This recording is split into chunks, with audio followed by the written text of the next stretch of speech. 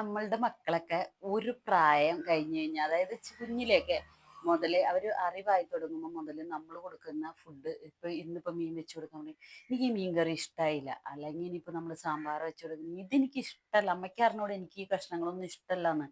അപ്പൊ പിന്നെ എന്ത് കറി അവർക്ക് ഇഷ്ടമുള്ളതാന്ന് ഓർത്ത് നമ്മൾ ഉണ്ടാക്കിയാൽ പോലും അവർ പറയും അമ്മയ്ക്ക് എന്താണ് രുചി കുറവ് അമ്മ ഉണ്ടാക്കണേനൊക്കെ. എൻ്റെ ഫ്രണ്ടിന്റെ അമ്മയൊക്കെ ഉണ്ടാക്കുന്നത് എന്ത് ടേസ്റ്റ്, അമ്മയ്ക്ക് എന്താ അങ്ങനെ ഉണ്ടാക്കിയാല്, അമ്മ ഉണ്ടാക്കുന്ന കറികൾക്കൊക്കെ രുചി കുറവാ, എന്നും എന്തെങ്കിലുമൊക്കെ കുറ്റം പറഞ്ഞിട്ട് ഇവർ കഴിക്കുള്ളൂ. അത് കഴിഞ്ഞൊരു +2 ഒക്കെ കഴിഞ്ഞ് കഴിയുമ്പോൾ ഇവർക്ക് അതിനൊക്കെ ഒരു മാറ്റം വരും.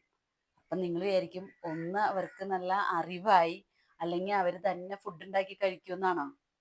തെറ്റി. അതൊന്നല്ല കാരണം. ഈ +2 ഒക്കെ കഴിയുമ്പോൾ ഇവര് തുടർ പഠനത്തിന് വേണ്ടി എന്തായാലും ഒരു ഹോസ്റ്റൽ ജീവിതമായിരിക്കും ഇവർക്ക്, ആൺകുട്ടികളായാലും പെൺകുട്ടികളായാലും. അവിടെ ചെന്ന് ജീവിച്ചു തുടങ്ങുമ്പോഴല്ലേ അമ്മയുടെ വില, അമ്മയുടെ കറിയുടെയും അമ്മ ഉണ്ടാക്കുന്ന ഭക്ഷണത്തിന്റെ രുചിയൊക്കെ ഇവർക്ക് മനസ്സിലാകുന്നത്.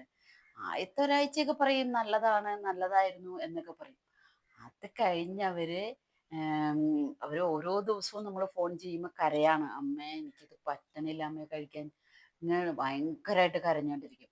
അത് കഴിഞ്ഞ് ഇവര് തിരിച്ചൊരു 6 മാസം അല്ലെങ്കിൽ ഒരു വർഷമൊക്കെ കൂടി തിരിച്ചു വന്നു കഴിയുമ്പോൾ നമ്മള് ഒരു കാന്താരി മുളക് എടുത്ത് ഞെരടി കുറച്ച് കഞ്ഞി കൊടുത്താലും അവർക്ക് അമൃത് പോലെ തോന്നും. ശരിയല്ലേ?